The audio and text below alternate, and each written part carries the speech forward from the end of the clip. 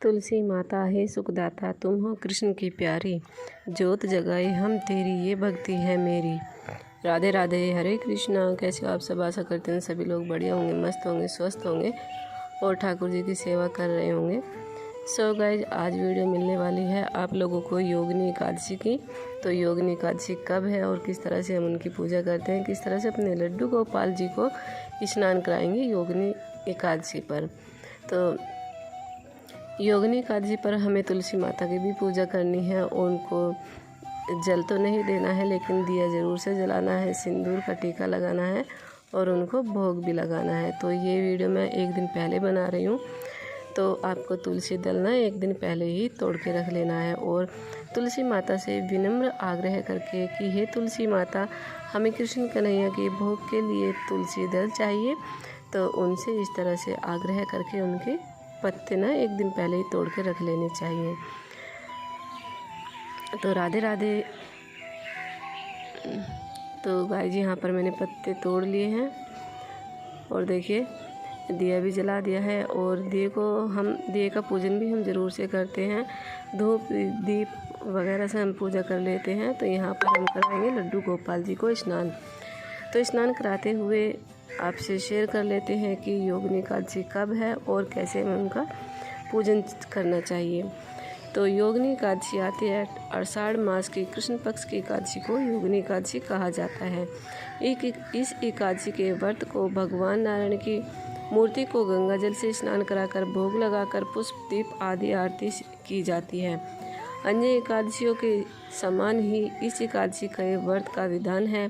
इस व्रत में गरीब ब्राह्मणों को दान देना चाहिए। इस व्रत के प्रभाव से पीपल का वृक्ष काटने का पाप विनाश हो जाता है और स्वर्ग लोक की प्राप्ति होती है। कथा प्राचीन काल में धन कुबेर यहाँ एक माली जिसका नाम हेम था, वह प्रतिदिन भगवान शंकर की पूजा हेतु मानसरोवर को फूल लाता था। एक दिन वह अपनी स्त्री के साथ कामोन्नत होकर के विहार कर रहा था। इस प्रकार वह फूल लाने में देरी हो गई। कुबेर ने क्रोध किया, हेम को कोढ़ी हो जाने का शाप दिया। कुबेर के शाप से कोढ़ी बन गया। इस रूप से वह घूमता हुआ मार्कंडेय ऋषि के आश्रम में पहुंचा। मार्कंडेय ऋषि ने उसे योगिनी एकादशी के व्रत रखने का उपदेश दिया।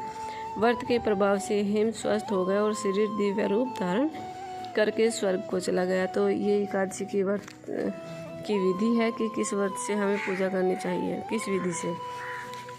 तो यहाँ पर मैंने लड्डू गोपाल जी को स्नान करा दिया है और स्नान कराने के बाद में आप भी इसी तरह लड्डू गोपाल जी को स्नान कराइए। पहले एक बर्तन लीजिए, उसमें स्वास्तिक बनाइए, उसके बाद शुद्ध जल से भगवान जी को स्नान कराइए। उसके बाद में पंचामृत से स्नान कराइए, फिर शुद्ध जल से स्नान करा करके उनको पोंछ करके वस्त्र धारण करा देने चाहिए। तो इस दिन भगवान जी को येलो कलर के वस्त्र धारण करा सकते हो, जो भी आपके पास हो। तो सबसे पहले मैं शालिग्राम भगवान और शिवलिंग का अभिषेक करूँगी। तो यहाँ पर देखिए शिवलिंग का भी, शिव भगवान की पूजा याचना का भी विशेष महत्व होता है। योगिनी एकादशी पर, एकादशी तो कोई भी हो, शिव भगवान और विष्णु भगवान की पूजा करनी ही करनी चाहिए। कहते हैं कि शिव भगवान जी विष्णु भगवान जी के गुरु हैं और विष्णु भगवान जी शिव भगवान के। तो यहाँ पर न दोनों प्रिय घनिष्ठ मित्र हैं, तो दोनों की सहायता से ही हर एकादशी का व्रत का फल मिलता है। तो यहाँ पर मैंने स्नान करा दिया है और इसी के साथ साथ में मैं आप लोगों को बताने वाली हूँ कि एकादशी कब है। तो एकादशी है 14 जून की, यानी कि कल 14 जून है। तो कल 14 जून की एकादशी है और एकादशी के दिन तुलसी में तो जल नहीं दिया जाता, लेकिन उनकी हम पूजा ज़रूर से करेंगे। तो पूजा में करनी चाहिए। और ऐसा क्या करें कि एकादशी के दिन हम एक मिट्टी का मटका ले लें और उसमें जल भर के थोड़ा सा छेद या करना चाहिए, जिससे कि पानी रिसता रहे, और तुलसी माता में रख ले, क्योंकि गर्मी बहुत ज़्यादा हो रही है और ऐसी गर्मी में हमें हर चीज़ का ध्यान रखना होता है। अगर हमारी तुलसी माता सूख गई तो हम भगवान जी को भोग कैसे लगाएंगे, और भगवान जी को अति प्रिय है तुलसी माता, तो हम तुलसी माता की भी सेवा साथ साथ में करेंगे। तो यहाँ पर स्नान हो चुका है और एक दिन पहले हमें एकादशी पहले सरवोस करना होता है। दशमी की तिथि में हमें लहसुन प्याज नहीं खाने होते हैं, सात्विक भोजन करना होता है। दिन ढलने से पहले भोजन कर लेना होता है सुबह एकादशी की तिथि में ब्रह्म मुहूर्त में उठते हैं और ब्रह्म मुहूर्त में उठ करके सभी कामों से निवृत्त होकर के हम पूजा याचना करते हैं। और दान का विशेष महत्व होता है। अगर गरीबों को दान दिया जाए तो उसका विशेष महत्व होता है।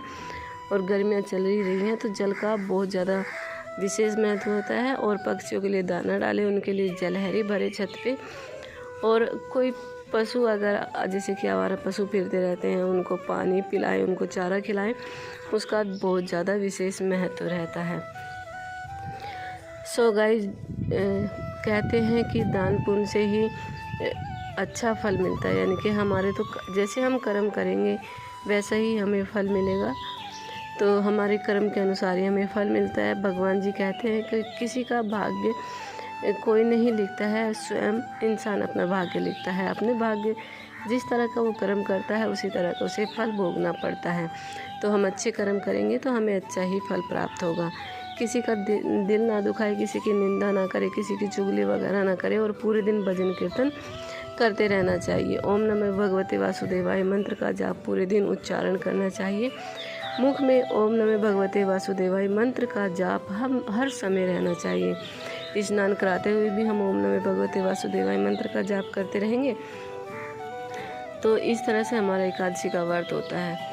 तो एकादशी का व्रत का ना विशेष महत्व होता है। और हमने बहुत ही सिंपल तरीके से अपने भगवान जी को स्नान करा दिया है। बहुत ही सिंपल तरीके से हम एकादशी की पूजा करते हैं। ऐसा नहीं कि हमें बहुत सारा तामझाम जोड़ना पड़ता है, कुछ नहीं जोड़ना पड़ता है। जो हमारे रोज़ का रूटीन होता है डेली का, उसी का हम यूज़ करते हैं। तो यहाँ पर स्नान हो गया है और भगवान जी के चरणों में मैंने फूल भी अर्पण कर दिए हैं। तो गर्मियाँ चली रही हैं तो समर ड्रेस मैं इनको पहनाती हूँ और ज़्यादा श्रृंगार मैं नहीं करती हूँ, क्योंकि गर्मियाँ हैं और गर्मियों में जब हमें गर्मी लगती है हम बहुत ही हल्के फुल्के कपड़े पहनते हैं। तो ये तो हमारे भगवान जी हैं और वैसे भी हमारे लाला के रूप में हैं, तो हम इनको ज़्यादा हैवी पोशाकें नहीं पहनाते हैं। तो यहाँ पर मैंने दिया जला लिया है। तो सब कहते हैं कि हमारा पूजा का साक्षी होता है दिया, तो सबसे पहले हम पूजा में दिया ही प्रज्वलित करते हैं। तो दीपक का पूजन कर लेते हैं और सभी को तिलक कर देते हैं। चंदन से हम शिव भगवान को तिलक करते हैं, क्योंकि शिव भगवान पे ना सिंदूर का तिलक हम नहीं लगाते हैं। तो चंदन से शिव भगवान पे हम सफ़ेद चंदन से। और सबसे पहले मैं करूँगी गणपति भगवान जी को तिलक।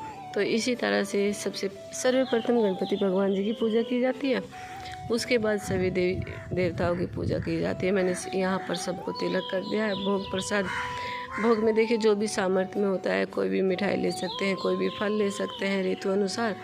अगर कुछ भी नहीं है तो जो घर में मीठा है या शक्कर है या चीनी है, जो भी है वो प्रसाद में रख सकते हैं।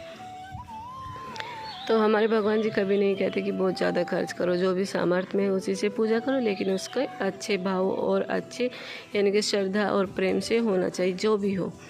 तो आई होप कि ये वीडियो आपको अच्छी लगी हो। अगर थोड़ी भी अच्छी लगे ना तो फ्रेंड्स और फैमिली के साथ मिलकर शेयर करना और कमेंट सेक्शन में कमेंट करके ज़रूर से बताना कि आज की वीडियो आपको कैसी लगी। सो गाइस, टॉपिक तो कोई भी हो, सभी बढ़िया होते हैं, अच्छे होते हैं। और हमारे युगल छवि देखिए, हमारे राधा कृष्ण जी, इनकी मैंने पोशाक आज चेंज नहीं की है। तो 1-2 दिन में ही करने वाली हूँ, क्योंकि इस कमरे में फ़ैन नहीं है और मैं फ़ैन का जुगाड़ में लगी हुई हूँ कि यहाँ पर छोटा मोटा कोई फ़ैन लग जाए।